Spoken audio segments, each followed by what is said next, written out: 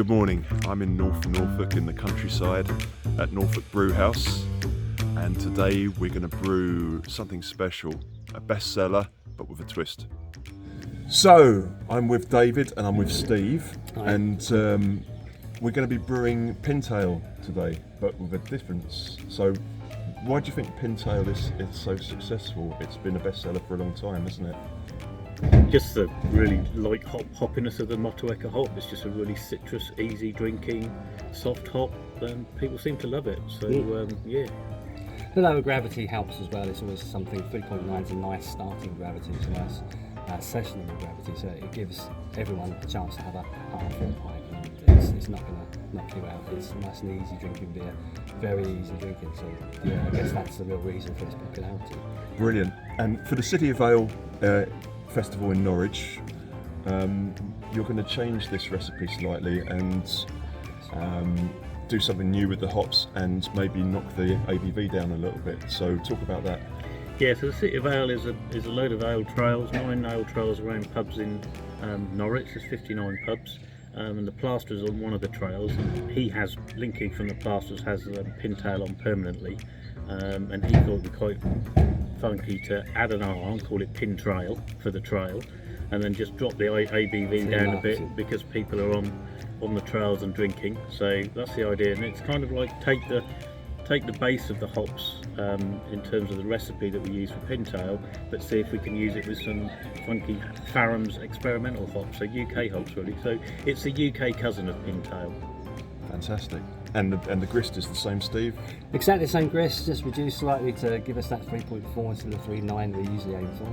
So yeah, it's going to have the same basic grain facility, but we're just hoping the hops will sing a bit on this. Try something new, just to see what we can do with Pintail. Yeah, very exciting. Yeah, absolutely. It's always interesting to do stuff.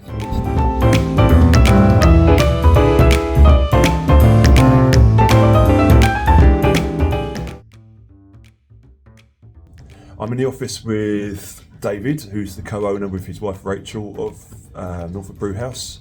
David obviously has a passion for beer, but he also has a passion for raising funds and awareness for for testicular cancer and the charity It's on the Ball. David, how did you get involved in that? So we've been working for It's on the Ball for about 7 years now. They actually came to see Rachel, and we just fell in love with the work they do. The trustees are all survivors of testicular cancers, so they put back, rather than walk away say thank you very much for the treatment, they put back and stop other people suffering or families suffer. We just fell in love with the message that they were doing and the simplicity of what they have to do to save lives. So we've been doing mad things for them ever since. Brilliant. And it's something that if you do catch it early, it's something that's you have a very, very good chance of making a full recovery from. Yeah, I mean, that's part of the problem with raising awareness, because 98% of this cancer can be cured. So often it targets younger people, 18 to 34 males, so they're invincible to cancer, and then they go, oh, and 98% can be cured, so what's to worry about? But that 98% can become a death certificate if you leave it just 3 or 4 weeks, because although it's a very curable cancer, it's one of the fastest spreading cancers. So that's why we encourage people to check themselves once a month, because then you'll catch it in time. But that's the message we try to get over just to young men. This will target you and you could die from it. And as part of your raising awareness, you've been doing a lot of ridiculously strenuous things like pushing beer barrels here, there and everywhere, and you've got another one coming up in October this year. Yeah, so last April we pushed a barrel of beer from the brewery in North Norfolk 149 miles down to St Bart's Hospital in London to thank the oncology unit there for all that they do and to raise awareness on the way, and we managed to raise £22,000, which was fabulous. And it kind of said to me that we need to keep doing this, because everyone we met on the route, the only people that knew of testicular cancer was those that had been affected by it. So it kind of highlighted the fact that we needed to do more work. So I took on the challenge of doing 7 marathons in 7 days with the barrel across Norfolk. So that's 75 kilos, 186 miles in 7 days this October, hopefully. Fantastic, and we'll put the link to the charity with the video, and if anyone wants to sponsor and get behind David, please do. Yep, much appreciated. And check your nuts, boys. So we're in the hop store, and I'm with Linky from the Plasterers in Norwich, fabulous pub, and Steve and Andrew, who are brewing the beer, and we're looking at the hops we're going to be using for Pintail today, and we're starting with CF162. What are you thinking, guys? It's quite a subdued hop, but I think it's got more to give. In the boil, I think it'll come out a bit more. Yeah, there's some citrus there for sure. It's a nice hop, yeah, some nice spice, peppery notes at the back. I think this will work well in the boil. On the rub, it is a little subdued, but it's still a good steady hop. It's a really interesting, useful hop to play with, I think. That one. Brilliant.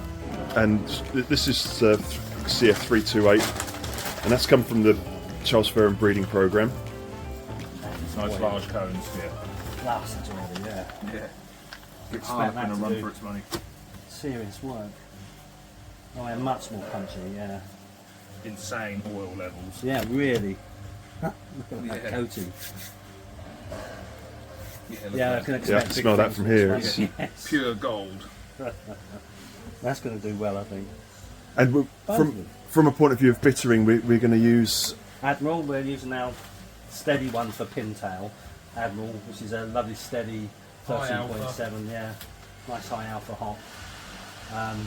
And we've got some others to play with as well. We've got some Harlequin here and some Godiva we'll have a look at and see how we get on with those. See where we can balance this thing out. We want some big punchy notes in it, I think. With the Admiral giving that nice earthy background. Yeah. Excellent. Okay, so we've really done the first round of hops, the bittery hops. Next we've got this number 2, this goes in at 10 minutes. Our third hop goes in at 5 minutes. And at 4, that's the flame out hop, that's the one we'll be adding right to flame out. And then on Whirlpool, number 5 there, which is a mixture of both the new variant hops.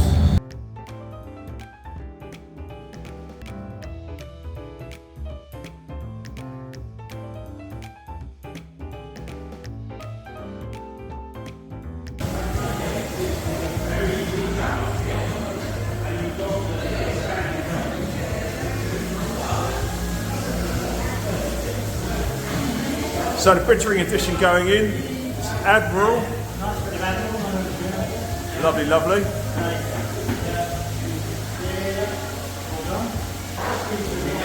Lovely. Linky putting in the 5-minute addition.